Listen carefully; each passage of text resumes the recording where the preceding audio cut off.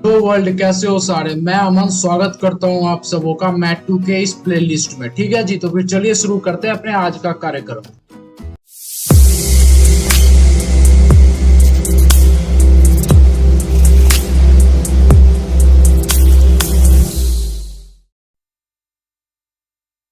नमस्ते जी। तो फिर हम क्या करने वाले हैं, तो ऐप डेव 2 का ना जो सेकंड पीवाईक्यू है, वो फर्स्ट पीवाईक्यू तो ऑलरेडी आ रखा है, अब ये सेकंड सेट है।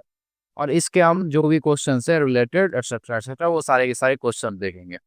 तो जी सबसे पहले चीज रही बिलो जावास्क्रिप्ट प्रोग्राम।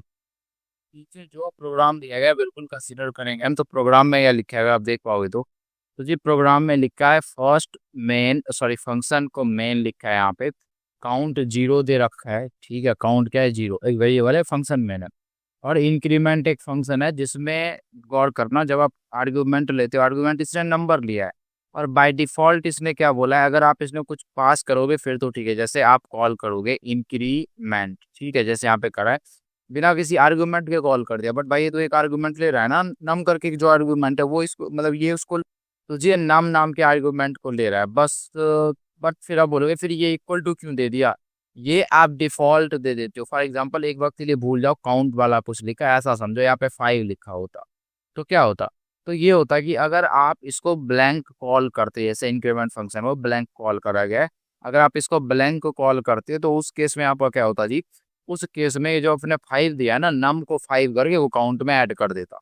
बट यहाँ आपने 2 भेज दिया, तो जब ये बाय डिफॉल्ट है, अगर आप ऐसे देते हो नंबर इक्वल टू करके डिफाइन करते हो, तो इसका मतलब ये कि आप डिफॉल्ट एक डिफाइन कर दो कि अगर कुछ ना आए तो उसका यूज कर लेना। जैसे यहाँ आपने 2 दे दिया तो उस केस में 5 नहीं चलेगा, उस केस में नंबर आपका 2 ही होगा। फिर से आपने ब्लैंक कॉल करा तो 5 लेगा। तो वही यहाँ पे आपने एक डिफॉल्ट वैल्यू इसको दे दी, count plus plus. Count initially 0 था और एक बार कॉल आप करोगे तो उसके रिगार्डिंग ये चीजें आपकी यहाँ पे चलेंगी, ठीक है। बट इंपॉर्टेंट ये है भाई कि ये काउंट प्लस प्लस है, ये प्री, ये क्या हो रहा है, इंक्रीमेंट हो रहा है। बट ये प्री इंक्रीमेंट नहीं है, ये क्या है, ये प्री इंक्रीमेंट नहीं है, ये क्या है, पोस्ट इंक्रीमेंट है। अब बोलोगे क्या डिफरेंस है भाई इन दोनों में, तो बात ये होती है ना, प्री इंक्रीमेंट अगर आपका यहाँ पे प्लस प्लस रहता तो उसमें क्या करता है, उसमें पहले उसको इंक्रीमेंट करता है फिर यूज करता है। बट पोस्ट इंक्रीमेंट में पहले उसको यूज कर लेगा फिर उसको इंक्रीमेंट करेगा। फॉर एग्जाम्पल इस केस में क्या होगा, जब आपने पहली बार इंक्रीमेंट कॉल करी तो आपने तो यहाँ कुछ दिया नहीं, ये ब्लैंक दिया है, तो ये डिफॉल्ट वैल्यू यूज करेगा। तो ये काउंट क्या है, साइन हुआ, बोलोगे भाई काउंट 0, इंक्रीमेंट करा 1 होना चाहिए।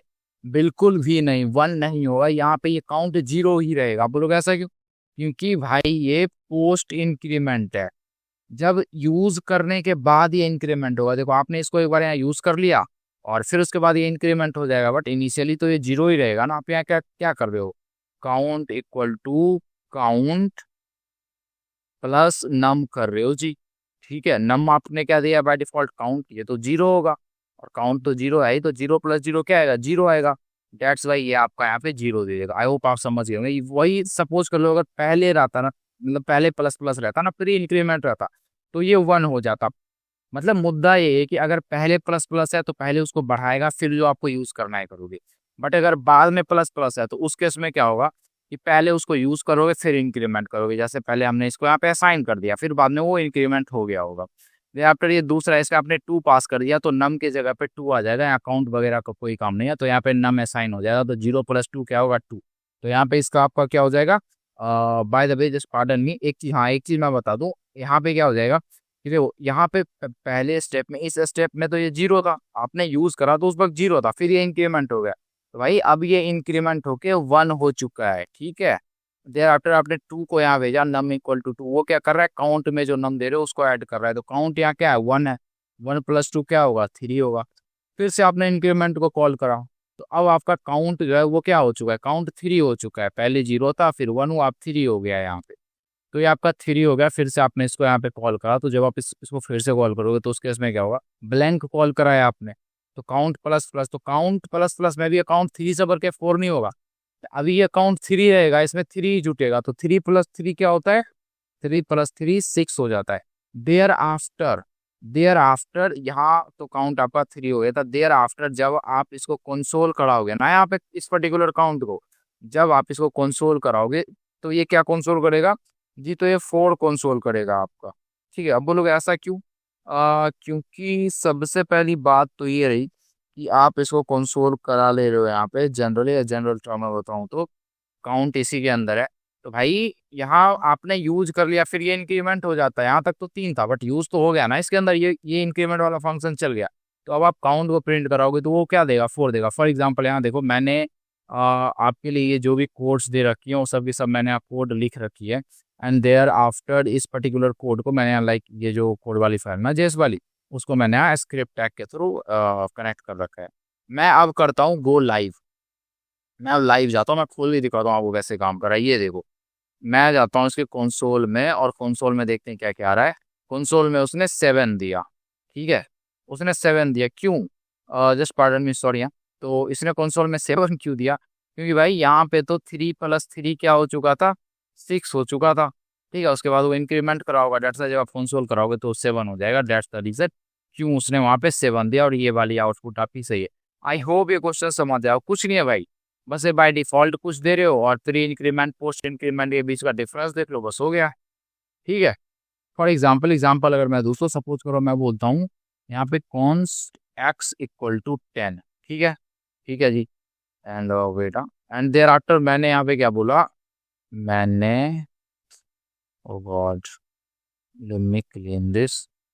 देयर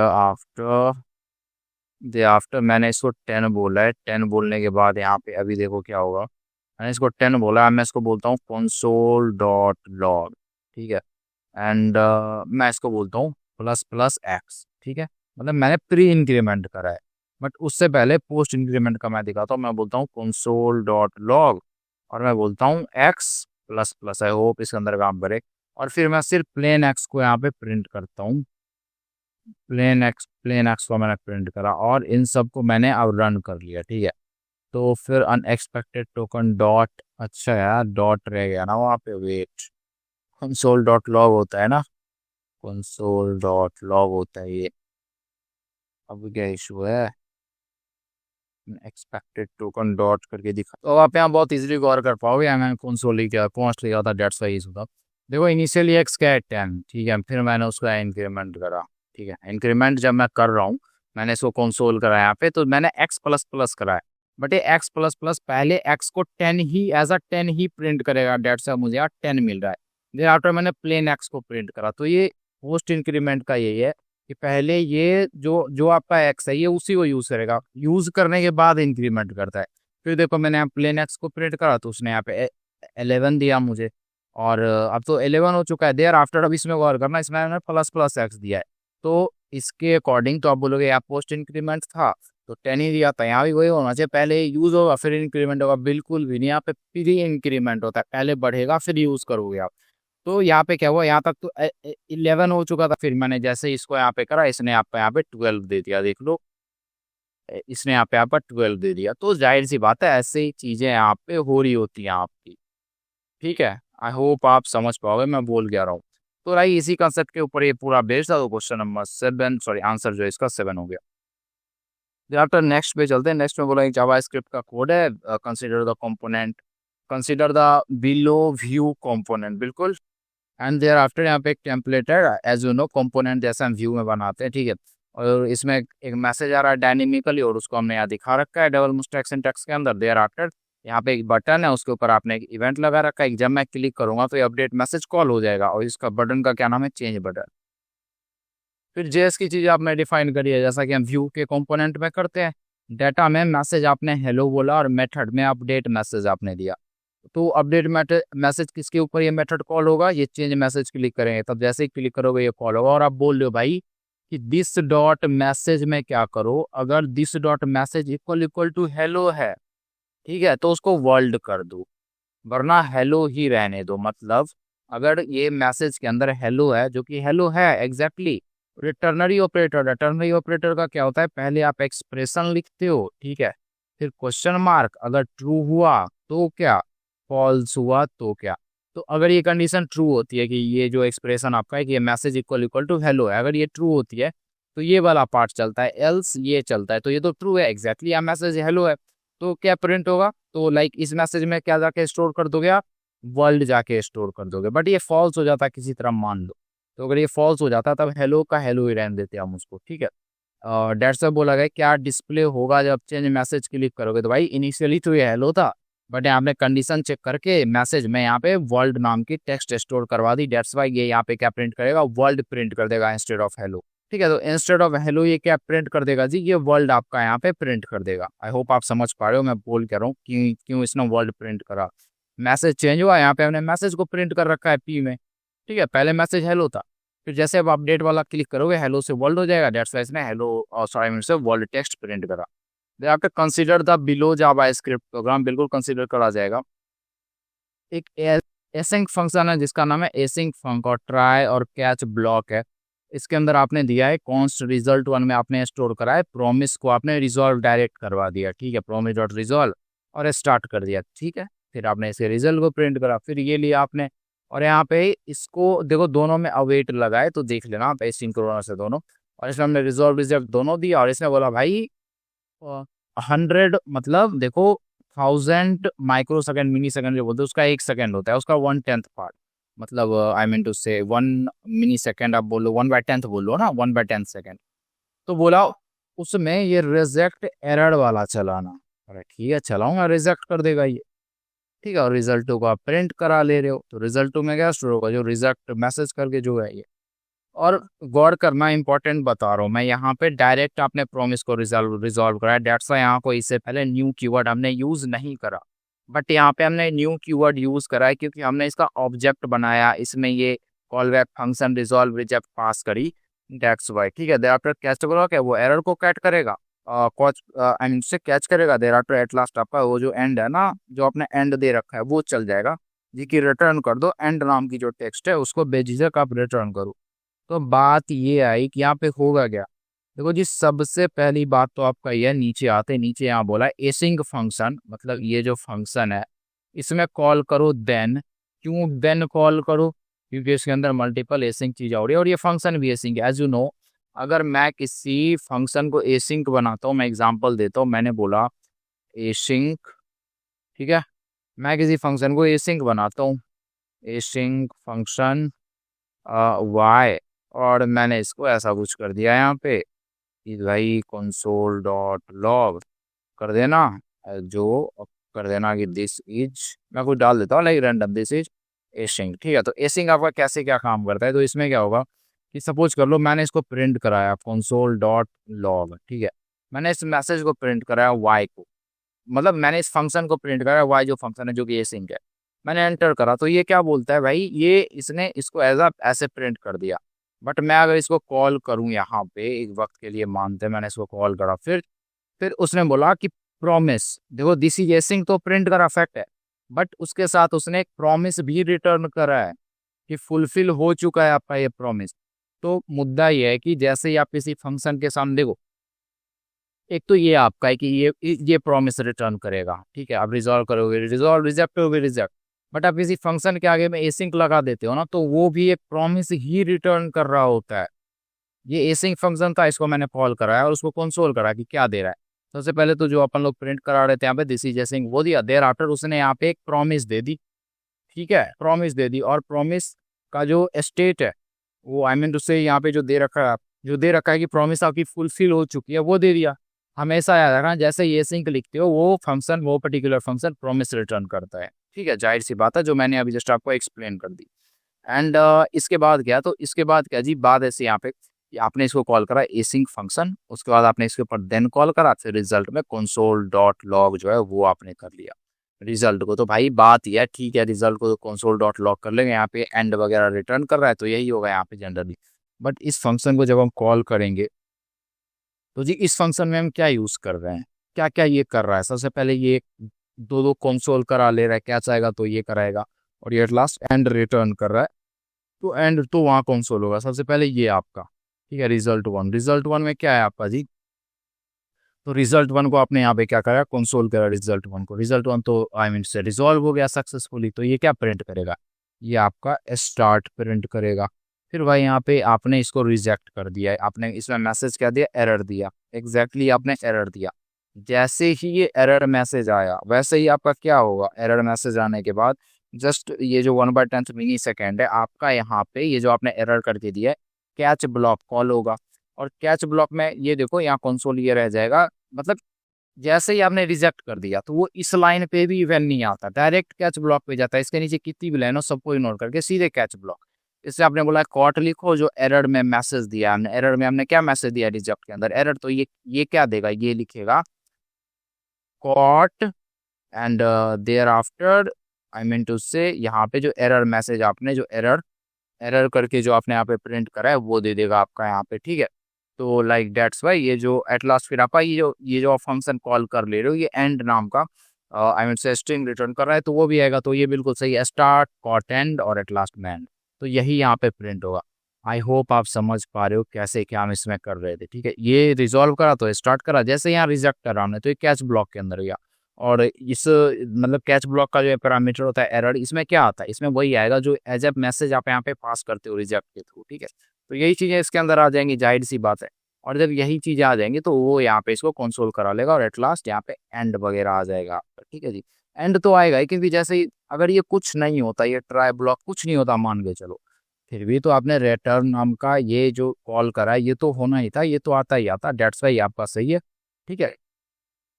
अब हम आगे बढ़ते हैं अपन लोग नेक्स्ट क्वेश्चन की तरफ। तो जी बात ऐसी है, इस क्वेश्चन में बोला है आपका एक आपने एक आईडी डिव की बनाई है एचटीएमएल में, आफ्टर उसी एचटीएमएल के कोड में यहाँ पे आपने स्क्रिप्ट, आपको पता है जावा स्क्रिप्ट कोड आप कैसे कैसे लिखोगे। देखो एक तो आपकी हो गई एक्सटर्नल सीट जो जावा की होती है जावा स्क्रिप्ट की, जिसको आप ऐसे अटैच करते हो।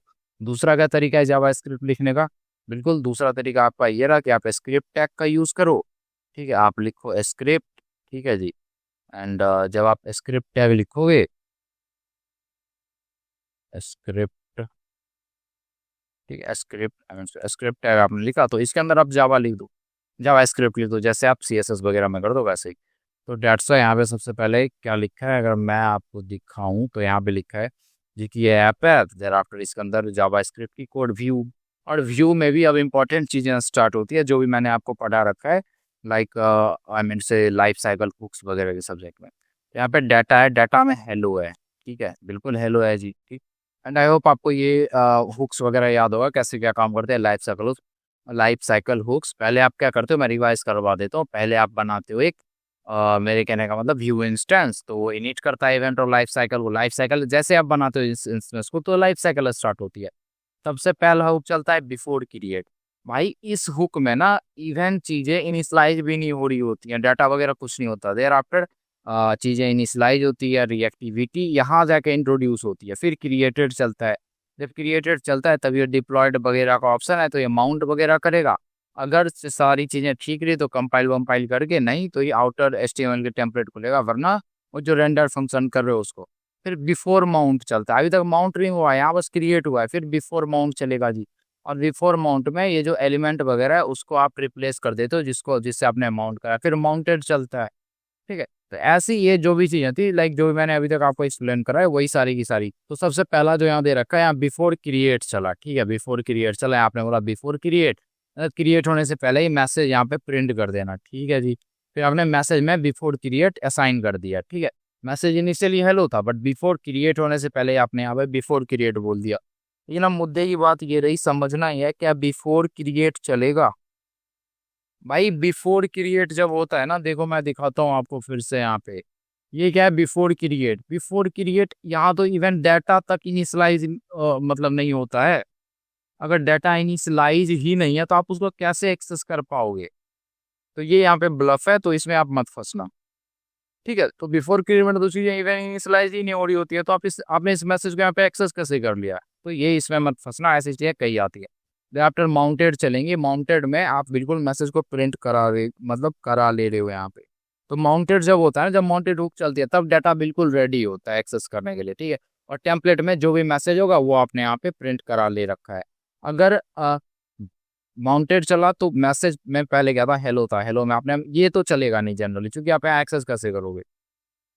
चलो अभी तो बिफोर क्रिएट और ये साथ अनडिफाइंड कुछ ऐसा दे दे, और फिर ये चलेगा, यहाँ आपने माउंटेड कर दिया था मैसेज में हेलो को चेंज करके, तो माउंटेड हो गया होगा। फिर यहाँ पे जो मैसेज करा आपने, अब बोला भाई what will the printed in browser console में क्या आएगा, भाई आना क्या है, आपने बोला बिफोर क्रिएट, यहाँ पे तो इवन चीजें क्रिएट नहीं हो रखी है, तो आप एक्सेस कैसे करा आपने, तो ये अनडिफाइंड प्रिंट करेगा।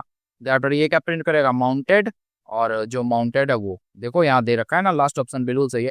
Before create undefined and mounted, mounted ये माउंटेड माउंटेड क्यों करा, क्योंकि आपने मैसेज माउंटेड लिखा था और माउंटेड के बाद आपने यहाँ प्लस करके मैसेज दे रखा है, लाइक दैट्स वाई, ठीक है जी।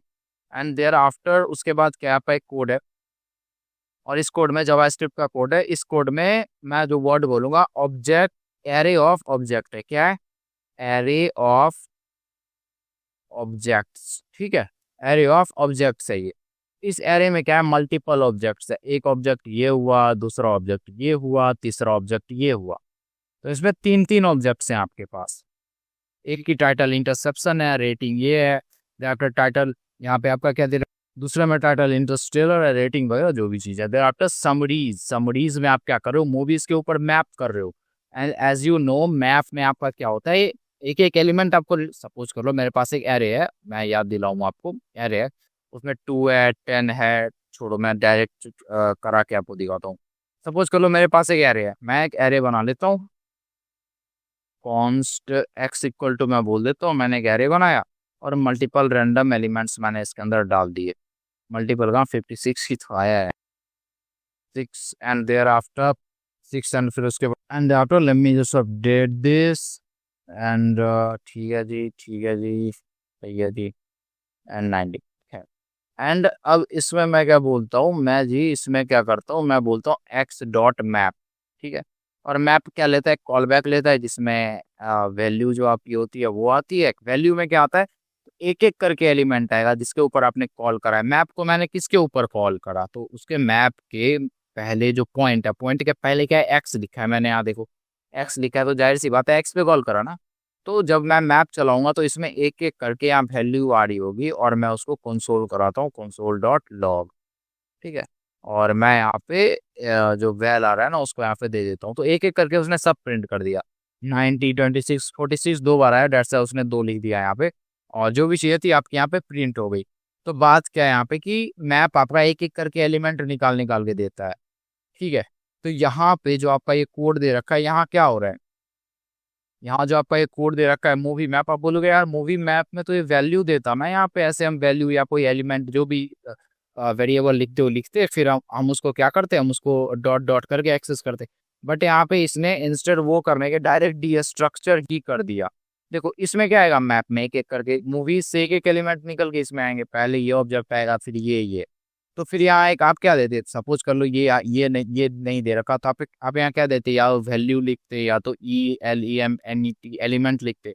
तो एलिमेंट क्या होता है, ऑब्जेक्ट होता है, पहले ये ऑब्जेक्ट फिर ये फिर ये फिर आप कैसे एक्सेस करते, सपोज कराओ मैंने टाइटल लेना था, तो आप कैसे लिखते, ELEM डॉट टाइटल, ये लिखते ना, तो आप ऐसे लिखते। बट यहाँ पे इसने क्या करा, डी स्ट्रक्चर कर दिया। एंड आई होप आपको डी स्ट्रक्चर का क्या मतलब पता होगा, आप डायरेक्ट एक्सेस कर पाओगे। टाइटल रेटिंग डायरेक्ट लिख जाएगी, like interception has rating of 8.8, Interstellar has rating of 8.6 कुछ ऐसा। फिर आपने समरीज के ऊपर, इसके ऊपर, ठीक है, लूप चलाया, फॉर ईच लूप, समरी और उसकी इंडेक्स के लिए, गौर करना, समरी और उसकी इंडेक्स के लिए। तो ये जो आपने यहाँ मैप वैप करा है, ये आपका क्या करेगा, लाइक जो भी आपने यहाँ पे समरीज वगैरह दी है, तो ये यहाँ पे आपकी क्या करती है, लाइक समरीज आपने दिया है और रेटिंग वगैरह जो है वो आप यहाँ पे प्रिंट करा ले रखा है, ठीक है जी, क्या इशू है। तो फिर जब आपने समरीज और रेटिंग्स वगैरह प्रिंट कराई एंड देयर आफ्टर इसके ऊपर आपने लूप वूप चला ली, देखो वो सारी कोड मैं यहाँ ले आया हूँ, यहाँ से बेहतर समझेंगे, ठीक है। सबसे पहले तो मैं देखो मैं इस समरी को भी कंसोल करा लेता हूँ जी, कंसोल डॉट लॉग, मैं यहाँ पे आपकी समरीज को दे देता हूँ, ठीक है। ये मूवी वूवी मैप करने के बाद ये इसके अंदर आके स्टोर क्या हुआ, मैं यहाँ लिख देता हूँ, लिखना है ठीक है, लाइक मैंने सेव करा है। अब देखो यहाँ क्या दे रहा है, तो वो क्या देगा, वो देगा interception as rating of 0th index पे, क्या देगा यहाँ, मतलब जब आप मैप करते हो तो एक एरे रिटर्न होता है, हमेशा याद रखना, फॉर ईच में ऐसा नहीं होता। बट मैप एक जब भी करोगे तो वो एक न्यू एरे रिटर्न करेगा। तो समरीज में क्या है आपका, यहाँ पे समरीज में आया जी आपका Inception as rating of 8.8, Interstellar as rating of 8.6, Dunkirk has rating of 7.9, ठीक है। तो ये चीजें जो जनरली थी वो आपकी आ गई। देयर आफ्टर आपने क्या करा, आपने करा summaries dot for each loop चलाया, और जब मतलब ये समरीज क्या है, तो समरीज ये मान के चलो कि ये एक आपका यहाँ पे ये है, ये एक एरे है, समरीज क्या है, ये मैं लिख देता हूँ यहाँ पे, ये आपका एक एरे है, ठीक है। तो जी वेट, समरीज आपका जस्ट इसका नीचे ही कर दूँ। समरीज आपका ये एरे है जिसमें ये सारी की सारी चीजें जो है मोर और लेस आपकी दिख रही है, ठीक है जी। फिर समरीज आपका एरे हो गया जिसमें इंटरसेप्शन ये सब दिख रहा है। फिर उसके ऊपर आपने लूप चलाया, और लूप में क्या आएगा, सबसे पहले ये एलिमेंट आएगा, पहले 0th इंडेक्स पे ये आएगा, 0th इंडेक्स पे है तो देयर फर्स्ट इंडेक्स पे जो है वो आएगा, देयर आफ्टर जो आपके सेकंड इंडेक्स पे accordingly. Thereafter at last आपने क्या करा, आपने करा समरीज डॉट फॉर ईच, और समरी और इसके इंडेक्सेस, जो भी इसके इंडेक्सेस आएंगे वो। तो डिले में आपने एक कांस्टेंट एक वेरिएबल डिफाइन करा, नाम दिया डिले, उसमें बोला 1000 माइनस इंडेक्स इंटू 200। मतलब क्या बोल रहे हो आप, 1000 इंटू इंडेक्स माइनस 200। तो कहने का मतलब यहाँ यही है जी कि जब पहला वाला आएगा ना तो इसका इंडेक्स क्या होगा, इसका इंडेक्स 0 होगा, ठीक है। तो 0 इंटू 200 कर दो, मतलब पहला वाला को जो यहाँ पे आप फिर आपने सेट टाइम आउट कॉल करो, उसमें आप समरी को प्रिंट कर रहे हो एक एक करके। मतलब इससे जो एलिमेंट आ रहा है उसमें कितने डिले के बाद प्रिंट करोगे। तो पहला तो इंडेक्स 0 होता है, तो पूरा 1000 सेकेंड बच जाएगा यहाँ पे। 1000 माइनस ये 0 हो जाएगा तो क्या बचेगा, 200 इंटू इंडेक्स है तो ये 0 हो जाएगा।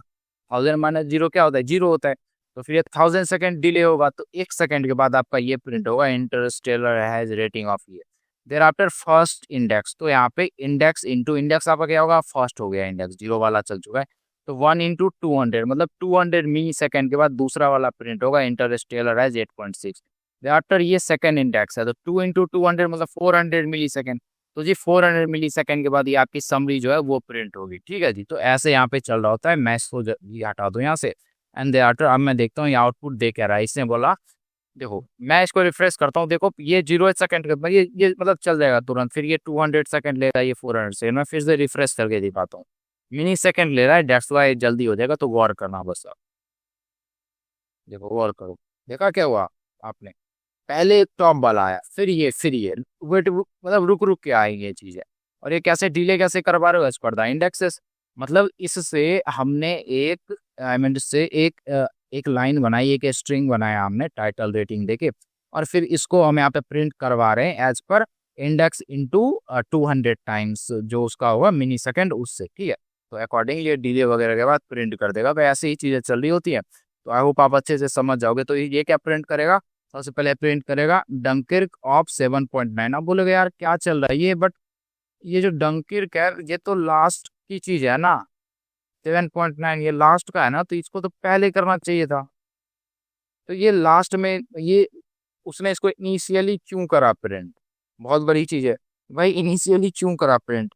क्योंकि बात ये है ना यहाँ पे कि जो आपकी, मैं लिख के दिखाता हूँ, जो आपकी ये जो है इंटरस्टेलर वाली चीजें होंगी, इंटरसेप्शन वाली, तो जो इंटरसेप्शन की चीजें होंगी वो वेट करेगा 1000 मिली सेकेंड। क्यों वो ज्यादा क्यों वेट कर रहा है, क्योंकि यार देखो यहाँ पे हो क्या रहा है, यहाँ पे जैसे जैसे इंडेक्स बढ़ेगा वैसे वैसे वक्त घटेगा। 1000 से घटा रहे हो ना आप, तो पहला इंडेक्स क्या होगा, 0th इंडेक्स, तो 0 माइनस 200। तो भाई ये 1 सेकेंड के बाद आई मीन टू से आपको दिखेगा, ठीक है। देर आफ्टर फर्स्ट इंडेक्स, तो 1 इंटू 200, तो भाई इससे तो 200 घट गया है, यहाँ से 1000 में 200 आपका घट गया, और 1000 में 200 घटेगा तो क्या आएगा, 800। हाँ, पहला कितना वेट करेगा। फिर देयर आफ्टर यहाँ पे देखो, देयर आफ्टर इंडेक्स फिर क्या होगा, 1 के बाद 2 होगा 400। तो 1000 में से 400 जाएगा तो क्या प्रिंट होगा, 1000 में से 400 जाएगा तो 600 प्रिंट होगा। तो ये वाला 1 सेकेंड के लिए वेट करेगा, वो जो फर्स्ट इंडेक्स वाला 800 के लिए, सेकेंड इंडेक्स वाला 600 के लिए, 600 मिली सेकेंड। तो भाई सबसे कम वेट किसने करा यार, सबसे कम वेट तो लास्ट वाले ने करा ये जो है। तो सबसे पहले कौन प्रिंट होगा, ये फिर ये फिर ये।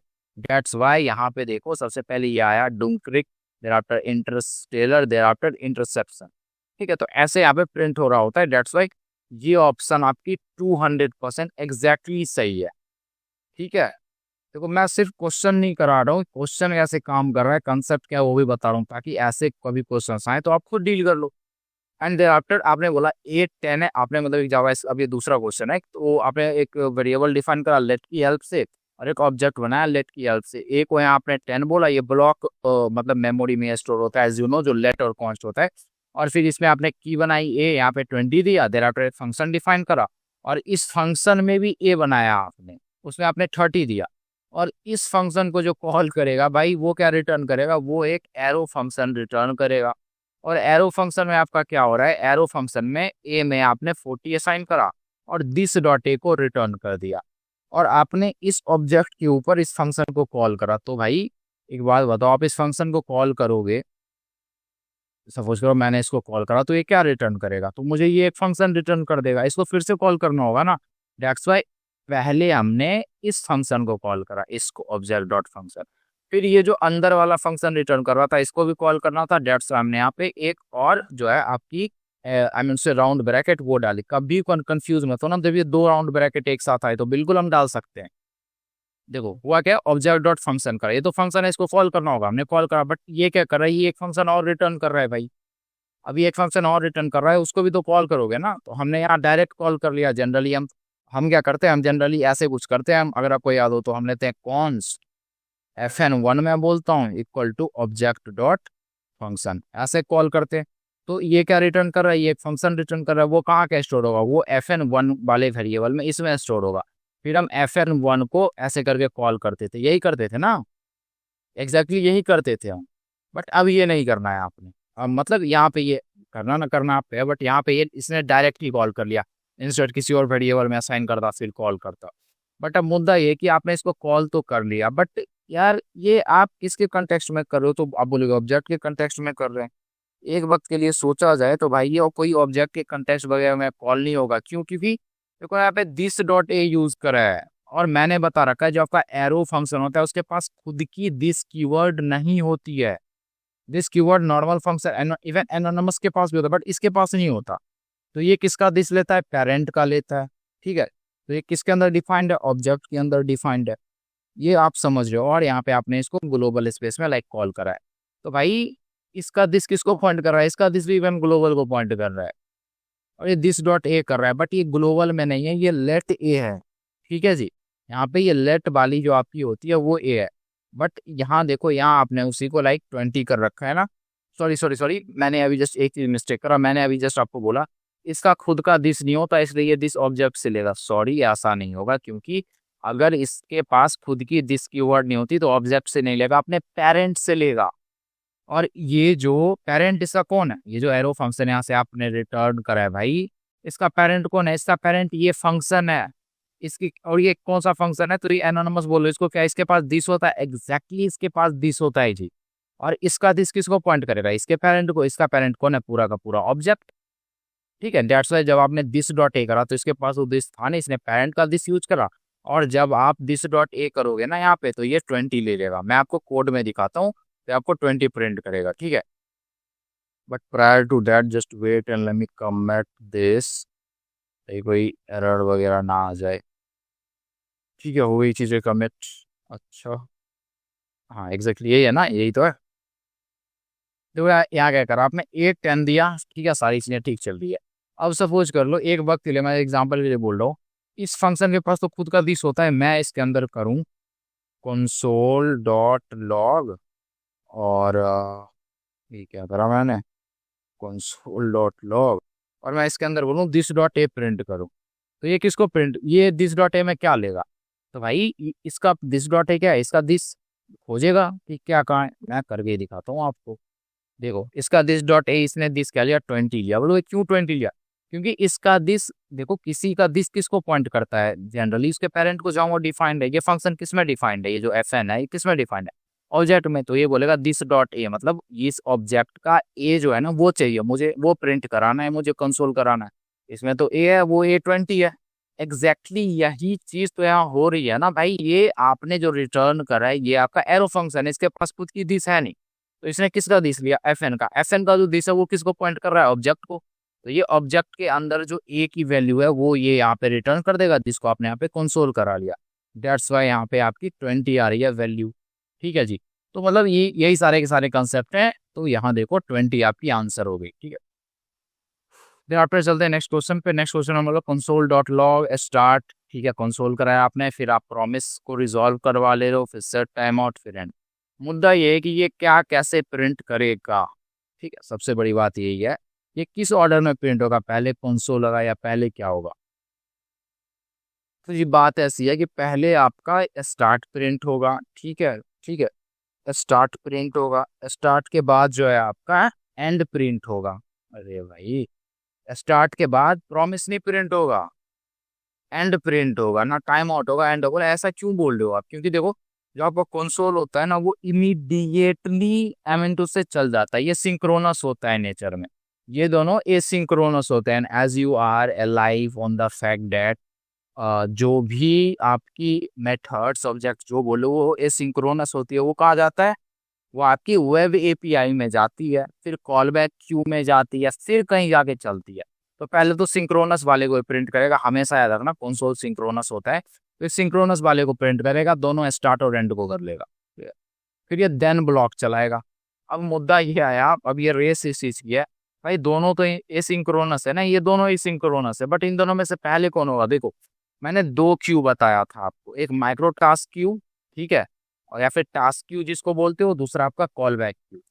और मैंने बताया था क्यू में ज्यादा प्रायोरिटी किसकी होती है, तो उस क्यू की ज्यादा प्रायोरिटी होती है जो आपकी टास्क क्यू है या फिर माइक्रो टास्क क्यू है। अब आप बोलोगे ठीक है भाई, बट माइक्रो टास्क क्यू में कैसे टास्क जाते थे? तो प्रॉमिस के जो चीजें, जो प्रॉमिस की चीजें थी, वो सारी की सारी माइक्रो टास्क क्यू में जाती थी, और ये जो सेट टाइम आउट से रिलेटेड चीजें, ये आपकी कॉल बैक क्यू में जाती थी। और प्रायोरिटी किसकी ज्यादा है? तो जी प्रायोरिटी आपकी है टास्क क्यू की ज्यादा, तो इसकी चीज पहले रिजॉल्व होगी। तो पहले स्टार्ट प्रिंट होगा, फिर एंड प्रिंट होगा, फिर प्रॉमिस प्रिंट होगा, तब जाके कहीं आपका एट लास्ट बिल्कुल टाइम आउट प्रिंट होगा। और आंसर में देखें, स्टार्ट आया, एंड आया, प्रॉमिस आया, एट लास्ट आपका टाइम आउट आ गया। अगर आपको याद नहीं तो आप बहुत क्लियरली देख सकते हो, कॉल स्टेप होता है और उसमें जो चीजें एसिंक्रोनस होती है वो वेब एपीआई में जाती है सारी चीजें, फिर वो टाइम आउट हो, प्रॉमिस हो, कुछ भी हो। और जब उसका वक्त पूरा होता है, वो किस में आता है? दो तीन चीजें, एक एनिमेशन फ्रेम होता है जिसमें एनिमेशन की चीजें होती है, तो इसको अभी रहने दो। तो वो आता है आपका किसमें? वो आता है आपका दो चीजों में जनरली, अगर मैं बात करूँ, एक टास्क क्यू, एक माइक्रो टास्क क्यू, या फिर कॉल बैक क्यू जिसको बोल दो। तो माइक्रो टास्क क्यू में क्या आता है? जो देन ब्लॉक वाली आपकी चीजें होती है ना, वो इसमें आती हैं, लाइक प्रॉमिस की जो ऑब्जेक्ट वगैरह। टास्क क्यू में आपका सेट टाइम आउट वगैरह आएगा। और दोनों में आ गया, सपोज करो दोनों में आया, पहले प्रॉमिस भी आ गया इसमें, इसमें प्रॉमिस और टाइम आउट दोनों आया। भाई बट गौर करो, एक एक लॉजिक और है। ये लॉजिक ये है कि ये प्रॉमिस तो तुरंत रिजॉल्व कर दे रहे हो आप, बट इवन इसने 0 सेकेंड लिया, भाई वक्त तो लिया ना इसने, ये तो बाद में प्रिंट होगा ना। तो यही रीजन है यहाँ पे ये टाइम आउट बिल्कुल लास्ट में आया। नेक्स्ट क्वेश्चन की तरफ चलते हैं। यहाँ बोला, इन Vuex what is the purpose of mutation? भाई क्या होता है डायरेक्ट स्टेट को म्यूटेट करना? यही तो होता है। Vuex में आप म्यूटेशन क्यों डिफाइन करते हो? Vuex क्यों आप डिफाइन करते हो? ताकि हमें ग्लोबली स्टोर बना सके और उसको कोई डायरेक्ट म्यूटेट ना कर पाए। दैट्स व्हाई म्यूटेशन में कई सारे मेथड्स, फंक्शंस लिखते हैं। तो क्या होता है अपन लोग का, टू कमिट एसिंक्रोनस, भाई एसिंक्रोनस ऑप्शन के लिए अलग चीजें डिफाइंड है, ठीक है। टू गेट स्टेट बिल्कुल भी नहीं, गलत है ये। टू डिफाइन कंप्यूटेड प्रॉपर्टीज बिल्कुल भी नहीं। दैट्स वाई ये आपकी सही होती है, डायरेक्टली स्टेट वगैरह को म्यूटेट करने के लिए करते हैं। आफ्टर, अब 3 प्रोमिसेस आपकी दे रखी है, और मैंने अगर आपको अब तक नहीं बताया तो मैं आपको बताता हूँ। बेटा, प्रोमिस देख लो आप, प्रोमिस मेथड इन जावास्क्रिप्ट, ठीक है। तो 2-3 होती है, प्रोमिस डॉट एनी होता है, प्रोमिस डॉट ऑल होता है। तो ये सारी की सारी चीजें मैं दिखाता हूँ आपको क्या कैसे काम करता है। तो जी बात ये रही, ये सारी चीजें मैं बता रखा है मैंने। वेट रहा देखता हूँ, नीचे कुछ और कुछ नहीं है। प्रोमिस डॉट ऑल,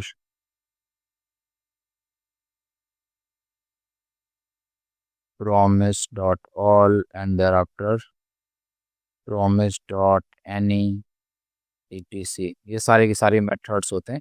अब इन सबके यूसेज जो स्कैम वो देख लो, लाइक, अच्छा चलो इसने दे दिया, नहीं नहीं इसमें कहाँ दिया, promise dot all method geeks for geeks। चलो geeks फॉर geeks पे ही चलते हैं। तो अच्छा बेटा, geeks फॉर geeks से पहले इसने भी दिया W3 स्कूल ने। तो जी कुछ यहाँ देखो, यहाँ क्या करा है इसने, होता है क्या, प्रोमिस डॉट ऑल मेथड में क्या होता है, ये सारे उसके मेथड्स है प्रोमिसेस के। रिजॉल्व रिजल्ट आपको पता ही है, और भी मैं बता देता हूँ अभी। जब आप करते हो ना प्रोमिस डॉट ऑल, तो ये क्या लेता है, ये एक एरे लेता है, ठीक है। और एरे किस चीज की लेता है? एरे प्रोमिसेस की लेता है। लाइक यहाँ देखो, 2 प्रोमिसेस आपने ऑलरेडी डिफाइन करी है, एक 200 सेकेंड के बाद हो रहा है, दूसरा 1000 सेकेंड के बाद आप सेट टाइम आउट में उसको रिजॉल्व करा ले रहे हो, ठीक है जी। तो वो आपने दे रखी है। तो दोनों, अब इन दोनों प्रॉमिस में से कौन सा पहले चलता है, ठीक है, तो उसके लिए अलग मेथड है। प्रॉमिस डॉट, उसके लिए आपका कुछ और होता है, रेस होता है, ठीक है। तो आपने बोला प्रॉमिस डॉट ऑल, तो बात यह है कि इस एरे में, ये जो एरे ऐसा ये आर्गुमेंट ले रहा है, इसमें जो भी प्रॉमिस डिफाइंड है, जब सारी की सारी प्रॉमिस चल जाएंगी ना, सारी प्रॉमिस सक्सेसफुली रिजॉल्व होनी जरूरी है, तो ही ये देन ब्लॉक चलेगा और वो जो आप प्रिंट प्रिंट करा रहे हो वो करेगा। बट इसमें से अगर कोई भी प्रॉमिस फेल हो गई फिर इशू आ जाएगा। That's why promise dot all क्या करता है, सारे प्रॉमिस एग्जीक्यूट करते हैं तभी वो आगे बढ़ता है, ऐसे ही बढ़ता। तो ये प्रॉमिस डॉट ऑल की चाहिए थी। अब इम्पोर्टेंट है प्रॉमिस डॉट रेस में क्या होता है। प्रॉमिस डॉट रेस में भाई रेस लग जाता है, यहाँ पे रेस, और आप यहाँ पे एक एरे पास करोगे तो इन दोनों दो प्रॉमिस लिए आपने, प्रॉमिस वन, देखो प्रॉमिस वन प्रॉमिस टू दोनों में न्यू प्रॉमिस के ऑब्जेक्ट बनाई, दोनों में आप रिजॉल्व कर ले रहे हो। तो अब क्या होगा, इसमें रिजॉल्व या रिजल्ट दो भी जो भी करो, तो अब इसमें रेस स्टार्ट हो जाता है।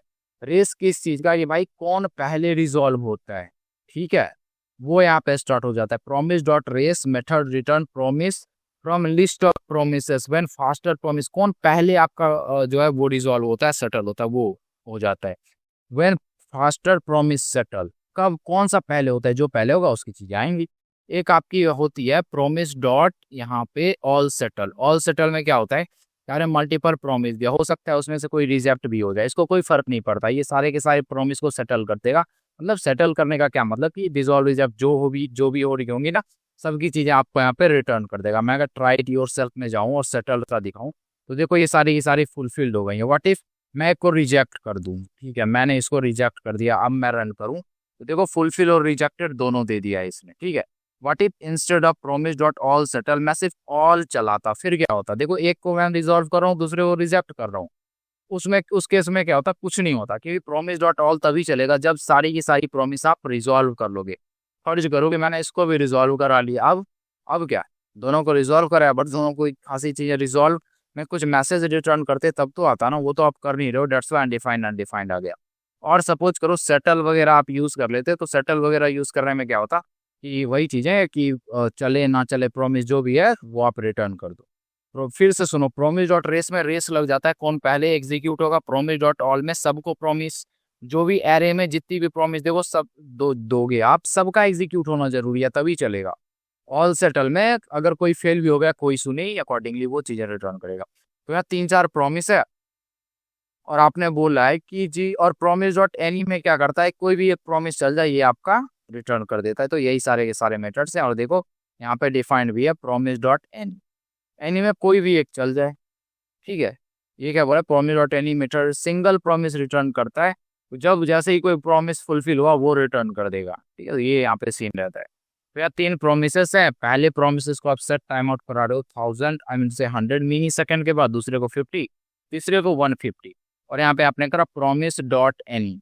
तो जी बात यह है, जैसे ही आपने यहाँ पे प्रॉमिस डॉट एनी करा, तो प्रॉमिस डॉट एनी में जो होता है आपका उस केस में क्या होता है, प्रॉमिस डॉट एनी जितनी जल्दी हो सके रिजॉल्व कर लेगा। जो सबसे पहला प्रॉमिस रिजॉल्व हुआ है ना, ये उसको रिटर्न करेगा।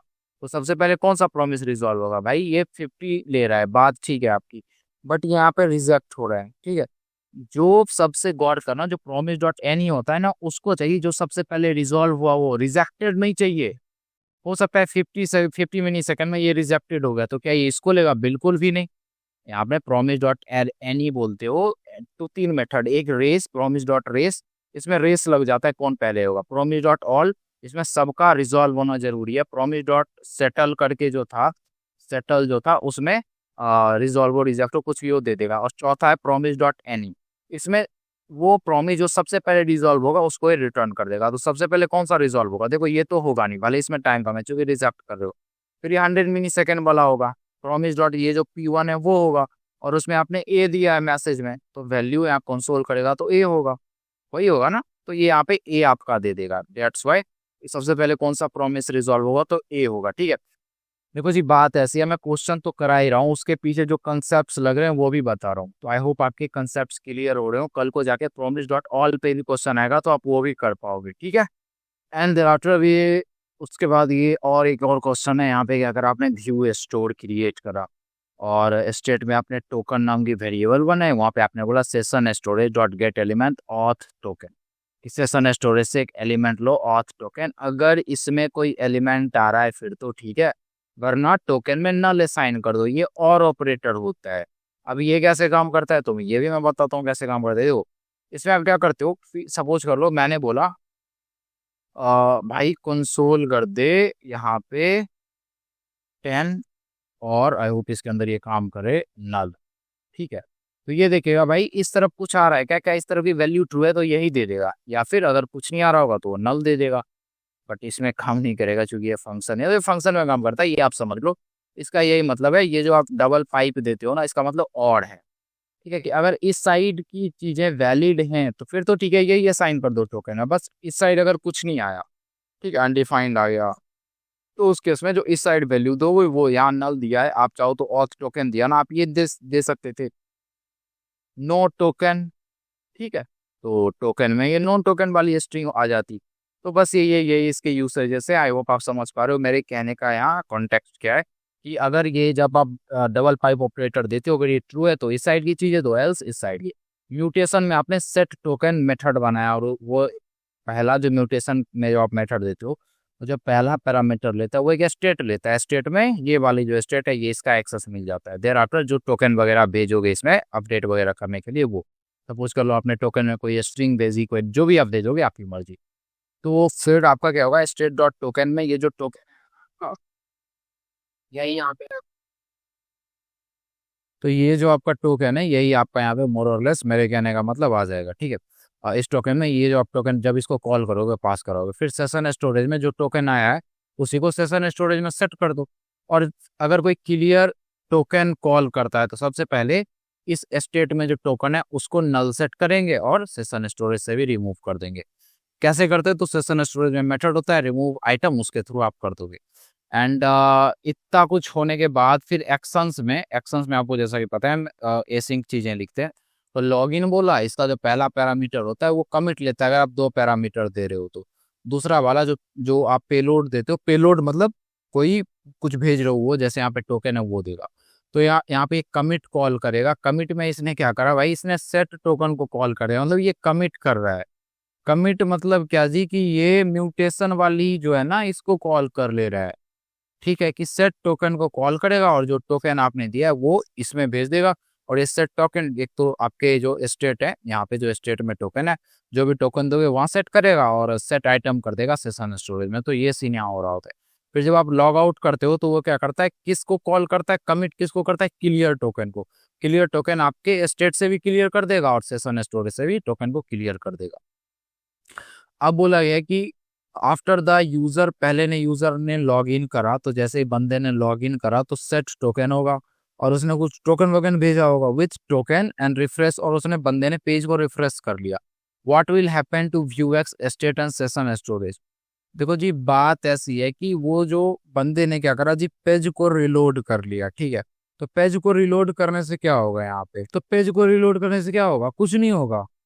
सेशन स्टोरेज को कोई फर्क नहीं पड़ता पेज रिलोड होने से। हाँ, अगर आप उस टैब को बंद कर दोगे ना तो वो डिलीट हो जाता है जो भी डाटा है, बट पेज रिलोड होने से कोई इशू नहीं है। दैट्स व्हाई यहाँ बोला सेशन स्टोरेज विल रीसेट। भाई कैसे रीसेट, पेज रिलोड होने से थोड़े ही रीसेट होता है सेशन स्टोरेज। टैब डिलीट कर दोगे तो होता है। Both Vuex session storage will retain token after page. अब बोथ क्या, दोनों retain token after the page refresh, तो क्या दोनों कर लेंगे। देखो जी सेशन स्टोरेज तो कर लेगा बट व्यू एक्स स्टेट आपका नहीं कर पाएगा। व्यू एक्स स्टेट कैसे कर लेगा भाई, यहाँ तो जो आपने असाइन करा है वही है ना। ठीक है, तो जो आप टोकन भेजोगे वो कैसे होगा। फॉर एग्जाम्पल आप एक इनपुट फील्ड बनाते हो फॉर्म की, उसमें आप कुछ फिल करते हो, तो क्या आप रिफ्रेश करते हो तो इनपुट फील्ड में वो डाटा रहता है, बिल्कुल नहीं रहता जब तक आपने उसे लोकल स्टोरेज या सेशन स्टोरेज में स्टोर ना कराओ, फिर फेच ना कराओ। तो दूसरा भी गलत है। तीसरा भी रूल सही है कि Vuex state will reload the token. बिल्कुल Vuex स्टोर टोकन को रिलोड कर लेगा सेशन स्टोरेज से, जैसे ही पेज को रिफ्रेश करोगे तो वो उसको रिलोड कर लेती है। 200% सही है। जैसे हम उसको रिफ्रेश करेंगे यहाँ पे सेशन स्टोरेज से उसको और टोकन को वो फिर से रिलोड करके इस टोकन में असाइन कर देगी। बिल्कुल सही है जी। ठीक है, और ये तो वो लॉस्ट बोल रहा है, इसको हटाओ यहाँ से। And thereafter next question है आपका यहाँ पे, और उसके बाद क्या होगा, और उसके बाद दूसरा क्वेश्चन आएगा, बिल्कुल आ गया जी। इसमें राउट 3 यूज हो रहा है व्यू 2। ठीक है, तो फिर राउट 3 यूज हो रहा है, सही है जी, सही है। इंपॉर्टेंट क्वेश्चन है, गौर करना। तो सबसे पहले यहाँ पे क्या करा आपने, होम लिया, एक होम नाम का कंपोनेंट बनाया, और लाइक ये भी ऐसा मत समझना कंपोनेंट है इसमें स्क्रिप्ट कहाँ डिफाइंड है जी, सीएसएस के लिए स्टाइल का, भाई ठीक है समझ रहा हूँ आपकी फीलिंग्स भावना जो भी है, बट यहाँ पे सिंपल एचटीएमएल का क्या कंपोनेंट नहीं होता, बिल्कुल होता है। तो एक होम नाम का कंपोनेंट है, एक न्यूएस्ट नाम का कंपोनेंट है, टॉप कमेंट नाम का एक ये है, देर आफ्टर टॉप बार नाम का कंपोनेंट है, नेव बार नाम का कंपोनेंट और वीडियो डिटेल नाम का कंपोनेंट है। एग्जैक्टली टॉप कमेंट प्रिंट कर रहा है, और ये सब रिजल्ट जो है वो देख सकते हो आप क्या कौन क्या कर रहा है। फिर आपने बोला भाई जब ये एक ट्रेलिंग स्लैश सिर्फ है ना कुछ ऐसा, तो होम कंपोनेंट रेंडर करो, ठीक है सही है। फिर आपने बोला जब वीडियो और आईडी आए, कुछ ऐसा है यहाँ पे वीडियो, ठीक है, और उसके बाद आईडी सपोज करो 10 आया, कुछ ऐसा आया, तो जी उस केस में क्या करोगे आप, उस केस में वीडियो डिटेल नाम की ये जो है ना वीडियो डिटेल, और कहाँ गया वीडियो डिटेल, भाई हाँ ये जो वीडियो डिटेल नाम की कंपोनेंट है इसको रेंडर करो। देखो मैं जो भी बता रहा हूँ आपको, अगर आपने राउट ढंग से करा है तो ही समझ पाओगे आप, अगर आपने नहीं करा है तो फिर से मैं बोलूंगा जाओ आप, मेरी तो लाइक जो भी लेक्चर्स हैं वो मैंने कराई रखी हैं, मैंने अपने लेक्चर में लिटरली इन डेप्थ राउट को कवर करा है, ठीक है। जो भी लेक्चर मेरी आती हैं वीक 1 से 8 तक, तो लाइक अब तक तो 8 तक आ चुकी हैं, और जैसे जैसे लाइक एंड टर्म से पहले वीक 12 तक सारी चीजें हो जाएंगी। बट अगर आपने नहीं करा है तो W3 स्कूल पे जाओ, इसके सब्जेक्ट में पढ़ो, फिर ही ये समझ आएगा जो मैं बता रहा हूँ, ऐसे आपको समझ नहीं आना ये, ठीक है। और अगर ये हुआ तो वीडियो डिटेल नाम की कंपोनेंट, बट अगर ऐसा कुछ है वीडियो डिटेल और ये उसके बाद आईडी और उसके बाद आपकी कोई और पाथ आई, जैसे कमेंट स्लैश टॉप आया यहाँ पे, ठीक है, कमेंट स्लैश टॉप आया यहाँ पे, अगर ऐसा आया मतलब नेस्टेड वाली चीजें चल रही है, दैट्स व्हाई नेस्टेड वाली चीजें होती है तो हम उसको चिल्ड्रन के अंदर लिखते हैं। देखो ये तो पाथ है, इसकी और अंदर जाओगे आप तो हम उसको चिल्ड्रन में लिखते हैं, ये पाथ है, मैंने बोला कमेंट स्लैश टॉप, ये आया तो टॉप कमेंट नाम का जो कंपोनेंट है ये उसको रेंडर करना, और ये कमेंट स्लैश न्यूएस्ट आया तो न्यूएस्ट कमेंट करके जो यहाँ दे रखा है उसको रेंडर करना, ठीक है, एग्जैक्टली आप समझ गए। या फिर अगर कोई सर्च और कोई क्वेरी करे तो वहां पे आप सर्च रिजल्ट वाला जो कंपोनेंट है उसको रेंडर कर देना यहाँ पे, और प्रॉप्स यहाँ ट्रू बिल्कुल एक प्रॉप्स भी आएगा, तो दैट्स वाई। देर आफ्टर यहाँ पे मैंने क्या करा, व्यू में सबसे पहले माउंट करा, फिर टेम्पलेट डिफाइन करा टॉप बार, और टेम्पलेट में मैंने क्या करा कंपोनेंट डिफाइन करा है टॉप बार, नेव बार और राउट व्यू। राउट व्यू क्या करेगा, इन सब को दिखाने में हेल्प कर देगा आपकी। और फिर आपने न्यू राउटर बनाया, राउटर में देखो पहले हम क्या करते थे, पहले हम इसको बाहर देते थे और इसी के अंदर हम जो आपकी होती है हिस्ट्री मोड वगैरह वो सारी चीजें देते थे, बट यहाँ पे हमने डायरेक्ट इसका राउटर व्यू राउटर का इंस्टेंस बना के दे दिया, क्या इशू है, ठीक है। और कंपोनेंट्स में आपने टॉप बार और नेव बार असाइन कर रखा है। अरे बहुत इंपॉर्टेंट क्वेश्चन है, और लिटरली उतना ही ज्यादा लेंथी है, और देखने से भी लगता है ये बहुत ज्यादा डिफिकल्ट, ठीक है। तो समझने की चीजें हैं, बहुत ज्यादा डिफिकल्ट क्या बोलोगे इसको। तो अब बोला है क्वेश्चन में क्या बोला है कि जी ये अगर मैं दूं, ये देखो यहाँ पे हैश क्यों दिया है आपको पता होना चाहिए, क्योंकि ये हैश आप तब देते हो जब न्यू राउटर बनाओगे ना, उसमें एक हिस्ट्री मोड करके इसमें एक प्रॉपर्टी होता है हिस्ट्री, सॉरी मोड, इसमें प्रॉपर्टी होता है मोड। अगर आपने उसमें हिस्ट्री दी है, बहुत अच्छा काम करा है, फिर आपको ये हैश वैश कुछ नहीं देना पड़ेगा, ठीक है। क्योंकि यहाँ क्या होता है, जैसे आप हिस्ट्री दे देते हो ना तो वो HTML5 के अकॉर्डिंग काम करने लगता है। HTML5 गौर से सुना मैं जो बोल रहा हूँ, जब आप न्यू राउटर का इंस्टेंस बनाओगे और इसमें मोड हिस्ट्री करके एक होता है वो दे दोगे, तो वो HTML5 का जो राउटर काम करता है वैसे काम करने लगता है, और उसमें ये हैश वैश कुछ नहीं चलता। बट अगर आपने ऐसा मोड हिस्ट्री वगैरह कुछ नहीं दिया है, जैसा कि हमने नहीं दिया है, तो उस केस में हैश पक्का मेंटेन करना एज अ बेस, यहाँ पे जो आपकी बेस जो बोल लो बेस एंड पॉइंट के तौर पे। तो आपने बोला वीडियो की आईडी, फिर कमेंट्स न्यूएस्ट बोला आपने, मतलब ये वाला जो यहाँ पे है इसको आपने रन कर लिया, वीडियो की आईडी और कमेंट न्यूएस्ट करके जो है उसको रन करा।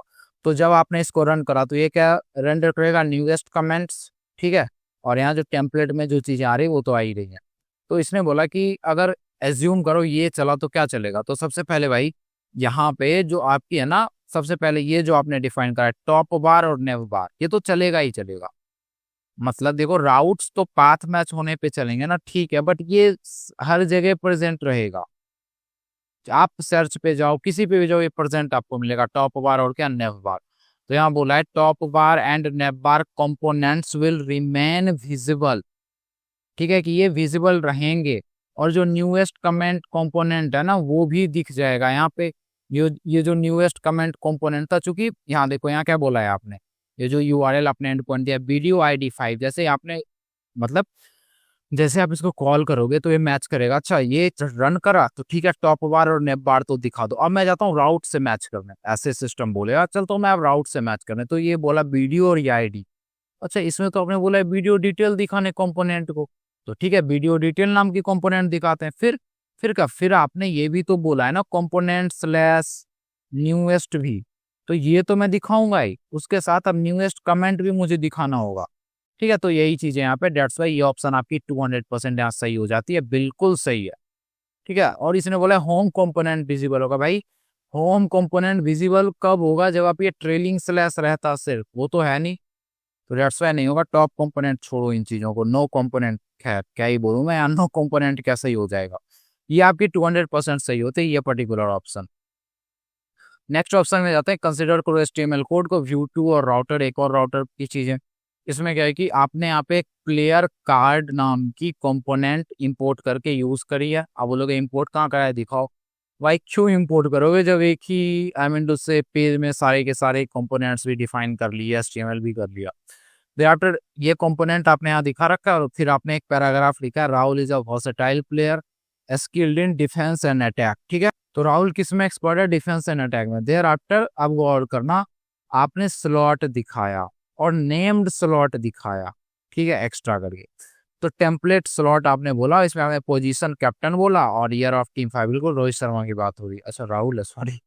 आफ्टर आपने 5 बोला और इस टेम्पलेट को क्लोज कर दिया, ठीक है, और मतलब रैप कर दिया है आपने इसके अंदर, और आफ्टर प्लेयर कार्ड को भी आपने यहाँ पे क्लोज कर दिया।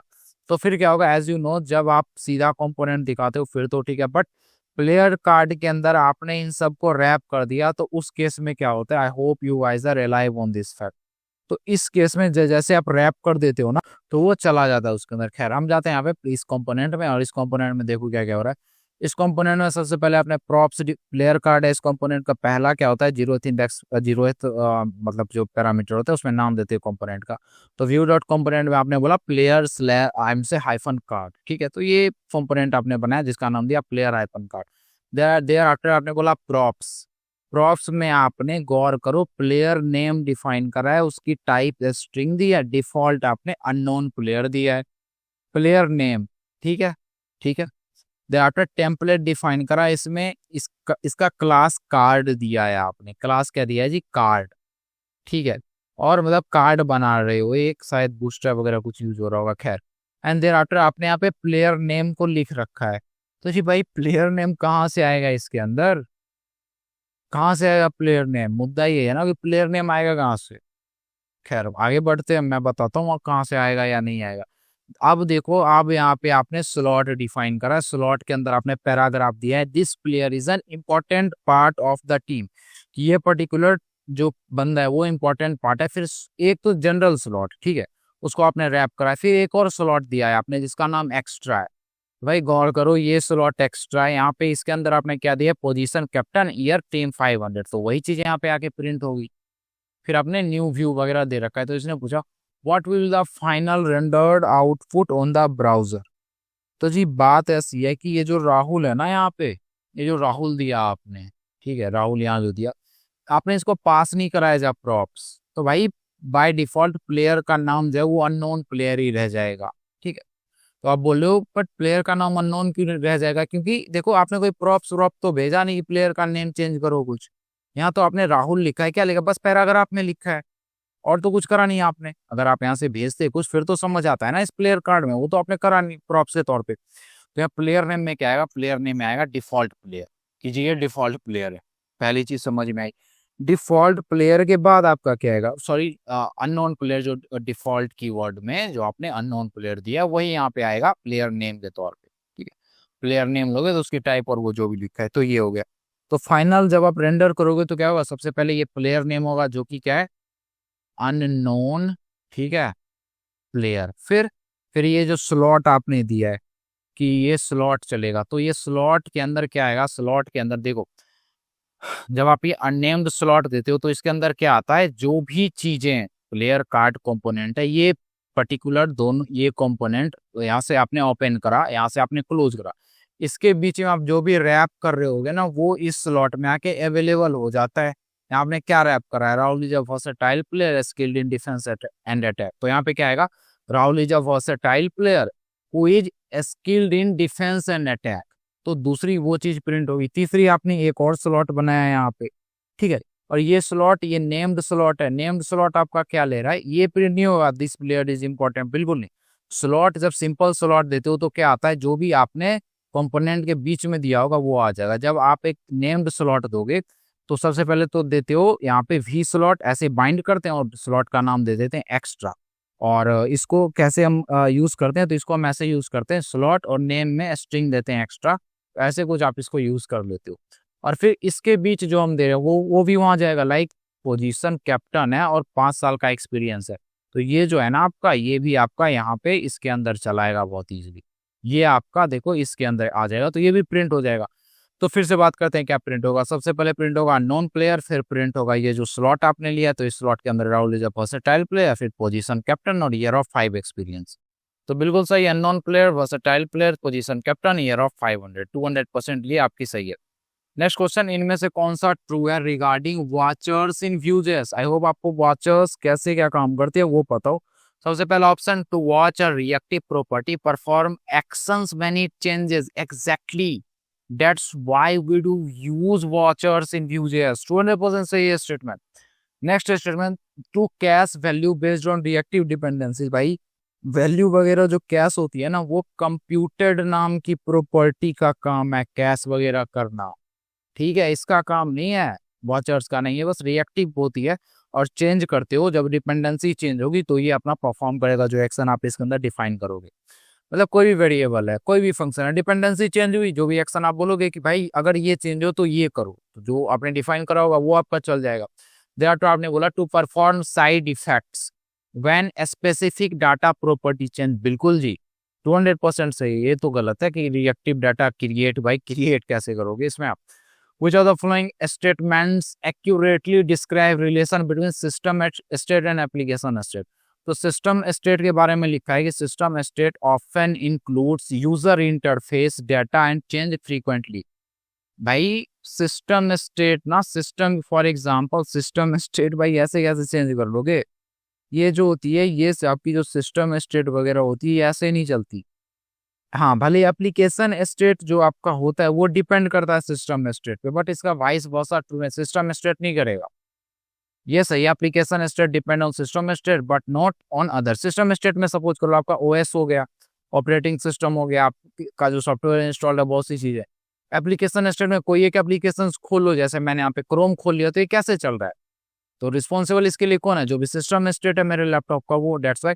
फिर बोला सिस्टम स्टेट ज्यादा जनरल होती है, ग्लोबल होती है, जबकि एप्लीकेशन स्टेट यूजर स्पेसिफिक होता है। बिल्कुल भाई मैंने ब्राउजर खोला तो ये मेरा ब्राउजर है ना भाई, ये मेरे लिए है, तो ये यूजर स्पेसिफिक हो गया, ठीक है, तो ये दोनों सही है, बाकी सारी फॉल्स है।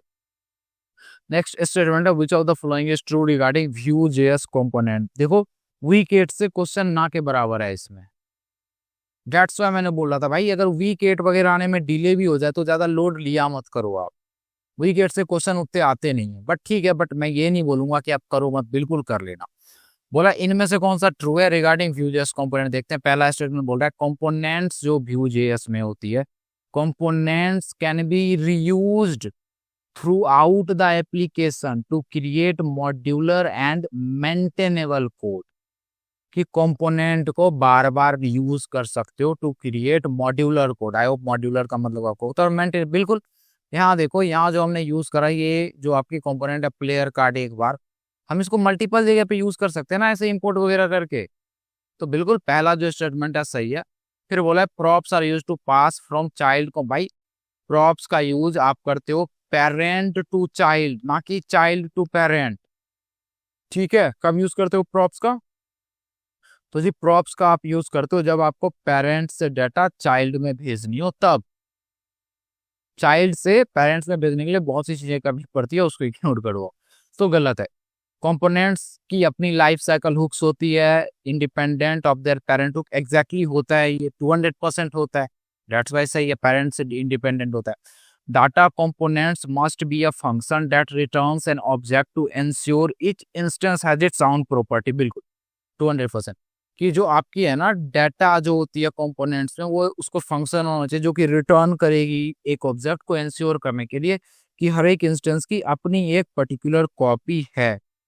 बिल्कुल सही है 200%। अभी आपकी लास्ट क्वेश्चन, इसमें टेम्पलेट डिफाइन है, उसमें 2 बटन्स हैं, एक डार्क मोड एक light mode. Dark mode call करोगे तो ये सेट डार्क मोड वाली मेथड को कॉल करेगा, लाइट मोड कॉल करोगे तो सेट लाइट मोड वाली मेथड को कॉल करेगा। और स्क्रिप्ट जो जावा स्क्रिप्ट की चीजें आई मीन टू से जेएस की जो चीजें डिफॉल्ट आई मीन टू से जो आप व्यू जेएस में देते हो जेएस की चीजें वो। तो डाटा में आपने बोला है कि थीम को लोकल स्टोरेज से उठाओ। थीम अगर कुछ थीम करके है लोकल स्टोरेज में, मतलब थीम नाम का की है, उसमें कोई वैल्यू स्टोर है, फिर तो वहां से लो, वरना थीम को बाय डिफॉल्ट लाइट सेट कर दो बोलेगा, ठीक है। फिर मेथड में आपने बोला अगर कोई सेट डार्क कॉल करे ना तो सबसे पहला काम करो इस थीम को डार्क अपडेट कर दो, इसमें डार्क असाइन कर दो, डार्क स्ट्रीम। फिर सेट आइटम करो, यहाँ पे लोकल स्टोरेज में सेट कर दो और वहां पे बोलो कि थीम नाम की जो कीवर्ड आएगी उसमें जो वैल्यू सेट करना वो डार्क करना, ठीक है। दैट आपने बोला सेट लाइट मोड, और जब ये चलेगा तो थीम में आपने लाइट बोला और इसको सेट कर दिया थीम नाम की ये की है, ये वैल्यू है, ऐसे सेट करते हो ना लोकल स्टोरेज में, उसमें लाइट सेट कर दिया। और आई होप समझ गए आप ये हो क्या रहा है। लाइक देयर आफ्टर बोला which of the following statement is are correct regarding behaviour of above component.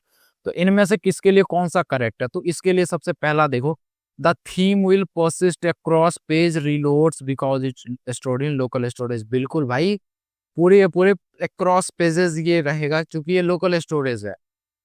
अगर यूजर ने न्यू टैब ओपन करा तो रीसेट होगा, बिल्कुल नहीं। हाँ, अगर सेशन स्टोरेज रहता फिर ये हो सकता था, बट लोकल स्टोरेज तो बिल्कुल across the pages across the tabs कोई फर्क नहीं पड़ता, डाटा परसिस्टेंट रहता है आपका। थीम विल रिसेट लाइट, हर एक बार जब रिफ्रेश करोगे, ये तो बिल्कुल बेतुका है। इवन ये और पेज रिफ्रेश करने पे डाटा चेंज हो जाएगा या रिसेट हो जाएगा, ये तो सेशन स्टोरेज में भी नहीं होता, तो लोकल स्टोरेज तो बहुत ऊपर की चीज है। Last option, the theme will share across all open tabs, local storage accessible through accessible across tabs of the same origin. बिल्कुल टेंशन फ्री हो के आप इसको करो। अगर यहाँ क्रॉस ओरिजिन बोलता ना फिर ये सही नहीं होता, लोकल स्टोरेज सेम ओरिजिन में ही होता है जो भी चीजें होती है। हाँ, कुकीज आप करते हो क्रॉस ओरिजिन में एक्सेस का। तो ये जो भी था ये आपका यहाँ पे क्या होता है, यहीं पे आपका खत्म होता है सेकंड PYQ भी, ठीक है जी। आई होप आपने एंजॉय करा, बहुत सी चीजें इसमें सीखने वाली थी, आपने लर्न भी बहुत सी चीजें करी होंगी, आई होप सो। मैंने चीजें ढंग से कवर करी क्योंकि मैंने कोड वगैरह भी, इसके पीछे का कंसेप्ट जो भी है वो सब कवर करा है। और फिर भी अगर आपको समझ नहीं आ रहा है तो कहीं ना कहीं आपने थ्योरी अच्छे से नहीं करा है इसकी। जो भी मैंने थ्योरी करा रखी है, जो भी मैंने पूरा का पूरा कोर्स करा रखा है, जाओ फिर से वीडियोस देखो समझो, ठीक है। ऑल राइट, एंड अगर आप एनरोल वगैरह करना चाहते हो तो नीचे डिस्क्रिप्शन में लिंक है, टेंशन फ्री होकर एनरोल कर लेना। और डिस्काउंट वगैरह चाहिए तो अमन 10 कोड यूज कर लो, डिस्काउंट मिल जाएगा, ठीक है। All right everyone.